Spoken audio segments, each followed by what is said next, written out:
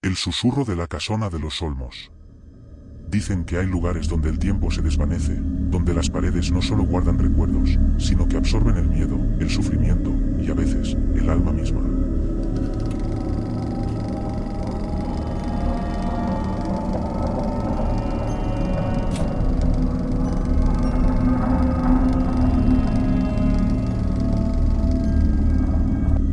La casona de los olmos, perdida en un rincón olvidado de La Mancha, no solo conservaba su arquitectura del siglo XIX, sino algo mucho más sombrío. Algo que no deseaba ser olvidado.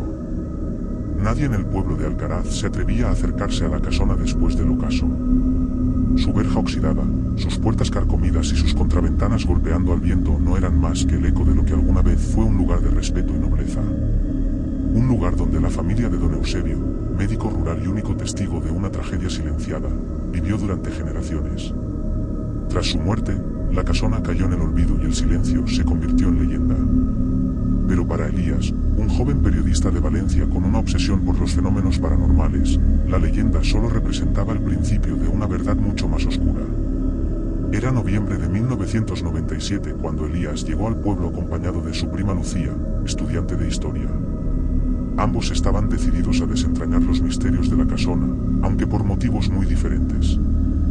Mientras que Elías veía la ocasión como una oportunidad para documentar lo inexplicable, Lucía, apasionada por la arquitectura olvidada, pensaba que la casona era un testimonio más de la historia perdida del lugar.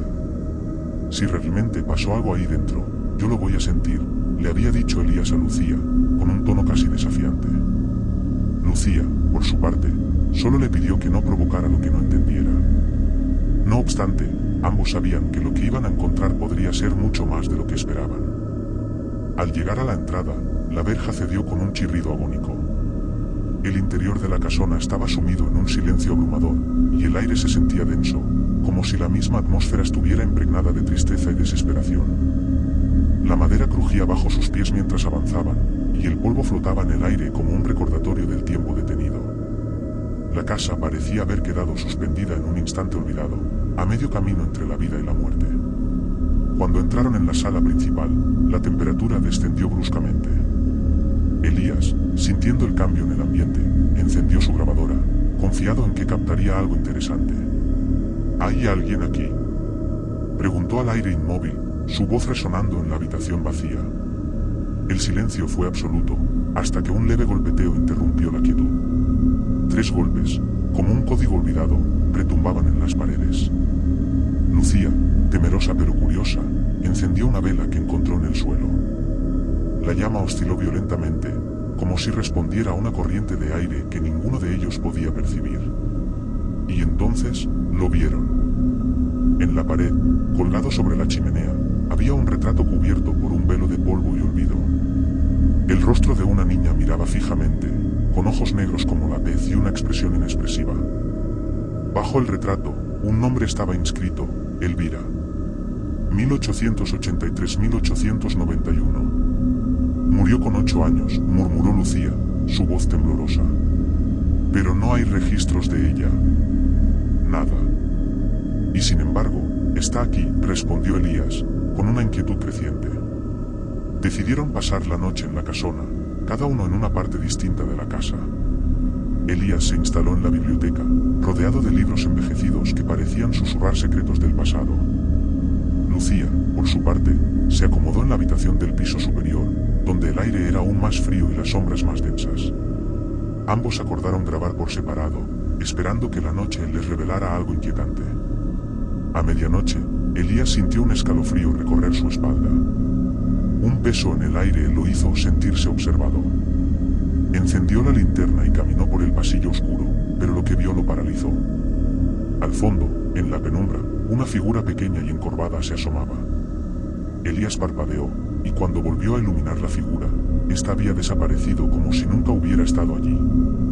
Respiró hondo, temblando, corrió escaleras arriba hacia la habitación de Lucía. La encontró allí, con los ojos abiertos como platos, completamente paralizada, incapaz de articular palabra. En la grabadora de Elías, aún encendida, solo se oía un sollozo lejano, como un llanto que parecía provenir de las paredes mismas. De vez en cuando, El nombre Elvira se repetía una y otra vez, como si la niña tratara de comunicarse con ellos desde más allá de la muerte. Lucía no pudo volver a hablar durante semanas. Su mente estaba atrapada en lo que había experimentado, y el miedo a lo que había visto en esa casona la había marcado profundamente. Elías, sin embargo, decidió continuar su investigación, convencido de que la verdad debía salir a la luz. Tras meses de pesquisa, Elías descubrió lo que el pueblo había mantenido en secreto durante más de un siglo, la tragedia que había sacudido a la familia de don Eusebio. En 1891, la pequeña Elvira, hija única de don Eusebio, fue encontrada muerta en su habitación. No había signos de violencia, pero la expresión de su rostro estaba tan distorsionada por el terror que su padre, un médico experimentado, no pudo explicar lo sucedido. La niña había muerto de miedo, de un miedo indescriptible que la dejó sin aliento. Poco después, su madre, doña Clara, incapaz de soportar la pérdida, se arrojó desde la ventana del piso superior, acabando con su vida. Desde entonces, se decía que la casona lloraba por dentro, y que quien se atreviera a perturbar su descanso oía el llanto de la niña en la madrugada. Elías, sin embargo, decidió regresar una última vez. Esta vez, lo haría solo. Armado con una cámara, una cinta virgen y su grabadora, se adentró de nuevo en la oscuridad de la casona, decidido a descubrir la verdad de una vez por todas. No habló, no provocó. Solo se sentó en la sala principal, dejando que la noche lo envolviera. A las 3:07 de la madrugada, la cámara captó el movimiento. Una figura pequeña descendía las escaleras. Pálida, con un vestido antiguo y sucio, la figura se detuvo frente a la cámara y miró fijamente al lente. Elías, paralizado por el terror, observó cómo la figura levantaba la mano y pronunciaba una palabra que heló su sangre. ¿Jugamos? La cámara se apagó entonces, y Elías nunca más fue visto en la casona. Lucía regresó días después con la Guardia Civil, pero lo único que encontraron fue la cámara, la linterna fundida y la grabadora aún encendida. En ella, solo se escuchaba un último susurro, un murmullo que se desvaneció en un silencio absoluto. Te quedarás conmigo. Para siempre.